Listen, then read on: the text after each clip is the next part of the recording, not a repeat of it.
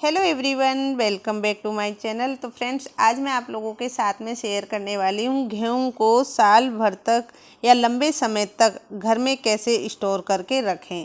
तो आज की जो टिप और ट्रिक्स है बहुत ही यूज़फुल है, आप लोगों को बहुत ही ज़्यादा हेल्पफुल है, आपको बहुत काम आने वाली है। बिना कोई केमिकल या फिर हमें नुकसान करने वाली चीज़, ऐसी कोई भी चीज़ हम इसमें नहीं डालेंगे और हम गेहूं को सालों भर तक स्टोर करके रख सकते हैं। तो चलिए फिर देख लेते हैं आज की बहुत ही यूज़फुल टिप्स जो हम आपको बहुत ही ज़्यादा काम आने वाली है। तो फ्रेंड्स, प्लीज़ मेरे चैनल पे नया हो तो चैनल को लाइक एंड शेयर और सब्सक्राइब करना बिल्कुल ना भूलें और प्लीज़ जितना हो मेरे चैनल को सपोर्ट करें।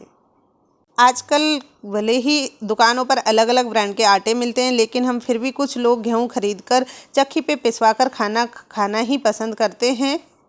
और यह एक सही तरीका भी है, क्योंकि कई पैकेट वाले मैदा भी मिला देते हैं और ये हमारे शरीर के लिए बहुत ही नुकसानदायक है। तो आमतौर छोटे शहर या गांव में गेहूं को स्टोर करके रखने का चलन बहुत ज़्यादा है, लेकिन हमारे गेहूं में घुन कीड़े लग जाते हैं। तो गेहूं को घुन कीड़े बचाने के लिए बहुत ही अच्छा आपको उपयोग बता रही हूँ। घर में ही गेहूं स्टोर करने का विचार कर रहे हो तो ये टिप आपको बहुत ही यूज़फुल रहेगी। तो सबसे पहले हमें क्या करना है, इस तरह की आपको बोरी लेनी है। हम लोग तो इसे बोरी कहते हैं, टाट वाली बोरी। तो इस तरीके की हमें बोरी लेनी है। ये जो बोरी होती है ये बहुत ही अच्छी होती है, इसमें हवा भी पास होती रहती है, जिसके कारण हमारे जो गेहूँ हैं वो बहुत अच्छे से सेफ रह सकते हैं। और अगर आप 5 किलो 10 किलो 20 किलो गेहूँ स्टोर करके रखना चाह रहे हो कोई डिब्बे में, तो सबसे पहले गेहूँ को 2 से 4 बार धुल ले और फिर उन्हें अच्छे से सुखा ले, फिर साफ डिब्बे में स्टोर करके रखें। ध्यान रहे कोई गंदगी कीड़ा उसकी तरफ आकर्षित ना हो। ये लंबे समय तक भी इस तरीके से भी चल सकते हैं। अगर आप गेहूं को स्टोर करके रखने चाह रहे हो तो आप उस गेहूं में कपूर, लौंग, नीम की पत्ती, रेवड़ी, नमक, माचिस की तिल्लियाँ आदि वगैरह डाल सकते हो। इस तरीके से गेहूं खराब भी नहीं होगा। इन सब चीज़ों की गंधक से काफ़ी स्ट्रॉन्ग होती है, जिसके कारण आपके गेहूँ में कीड़े या घुन कुछ भी आसपास नहीं आएंगे। यहाँ पे मैंने सबसे पहले इस तरीके की बोरी लिया और उसमें सबसे नीचे रख दिए हैं तेज़ पत्ता। हाँ फ्रेंड्स, यहाँ मैंने लिए हैं तेज़ पत्ता। तो पहले मैं सबसे नीचे तेज़ पत्ता उसमें डाल देती हूँ। यहाँ पे अगर आप कोई कंटेनर में भर के, ड्रम या बोरा कुछ उसमें भर के रखना चाह रहे हो तो सबसे पहले तेज़ पत्ते नीचे डाल दीजिए और इस तरीके से फिर उनमें आप गेहूँ भर दीजिए। तो यहाँ पे गेहूँ कुछ ही भरना है, ये नहीं कि पूरा बोरा भरना है। फिर बीच में और हमें तेज़ पत्ते इस तरीके से डाल देने हैं और यहाँ पे इस तरीके से कर देना है। तेज़ पत्ता डालने से क्या है कि इसकी जो गंधक है, इसकी जो महक है वो इतनी स्ट्रांग होती है जिससे कीड़े घुन आसपास नहीं आएंगे। और इसमें आपको कोई दवा वगैरह रखने की ज़रूरत नहीं पड़ेगी। जैसे आप सेलपास की गोलियां वगैरह रखते हो, वो हमारे शरीर के लिए भी बहुत नुकसानदायक होती है और हमारे स्वास्थ्य के लिए भी। तो इस तरीके से आप बोरा को फिर पैक कर दीजिए और इस तरीके से सिल दीजिए और यही आपको बहुत लंबे समय तक आपके गेहूँ को आगे चलाएंगी। तो इससे आपके गेहूँ बिल्कुल ख़राब नहीं होंगे। मैं उम्मीद करती हूँ आपको ये वाली टिप पसंद आई होगी। चलिए फिर देख लेते हैं अगली नेक्स्ट टिप।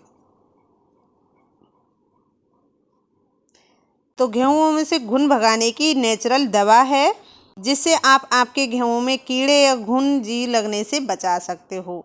तो जी हाँ फ्रेंड्स, यहाँ लेनी है हमें नीम की पत्तियाँ। और नीम की पत्तियाँ नेचुरल रूप से कीटनाशक के रूप में कार्य करती है। यदि आप लंबे समय तक गेहूं को स्टोर कर रखना चाहते हो तो आप उसमें नीम की पत्तियाँ ज़रूर डालें। कोई कपड़े या कोई डिब्बे में छेद करके कंटेनर में इस तरीके से पैक करके डाल दें। या फिर आप अगर नीम की पत्तियां नहीं ला पा रहे हो, आपके आसपास नहीं है, तो इस तरह का हिमानी नीम वाला साबुन आता है, उसको भी आप यूज़ में ले सकते हो। ये भी बहुत अच्छा काम करता है, बहुत अच्छा यूज़ करता है। आप आपके गेहूँ में इसको भी बहुत अच्छे से डाल सकते हो। इसमें हल्के हल्के छेद करके गेहूँ भरिए और गेहूँ में नीचे सबसे नीचे 2 साबुन रख दीजिए और फिर उसके बाद में आधे भरकर उसमें फिर दोबारा साबुन रख दीजिए और इस तरीके से फिर इनको भी पैक करके आप वापस डाल दीजिए और ये आपके सालों साल तक गेहूँ बहुत आराम से चलेंगे। बिल्कुल भी कीड़े घुन कुछ भी नहीं लगने वाला है और बहुत ही यूज़फुल टिप रहेगी। मैं तो हमेशा इसी तरीके से गेहूँ में या तो साबुन, नीम की पत्तियाँ वगैरह भरकर रखती हूँ, जिससे मेरे हर साल गेहूँ इसी तरीके से सालों भर तक चलते रहते हैं। चलिए फिर देख लेते हैं अगली वाली टिप्स। ये उपाय आपको थोड़ा अजीब लगेगा, लेकिन गेहूँ से कीड़े भगाने का एकदम बेहतरीन उपाय है।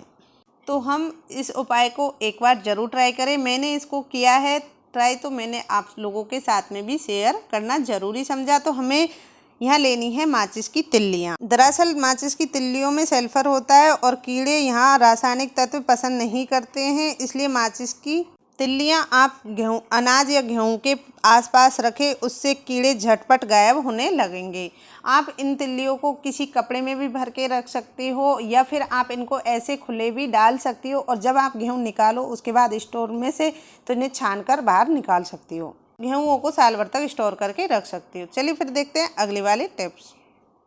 और गेहूँ को स्टोर करने से पहले इनको धूप बहुत अच्छे से दिखा ले। 2 से 3 दिन इनको बहुत कड़क धूप दिखाएं, और कड़क धूप दिखाने के बाद में आप इन्हें स्टोर करके रखें। और फिर इनमें आपको, यदि आपको किसी ड्रम या बोरे में गेहूँ भर के रखने हैं, तो आपको ये उपाय ज़रूर करना चाहिए कि यहाँ पे हमें लहसुन लेना है बिना छिला हुआ।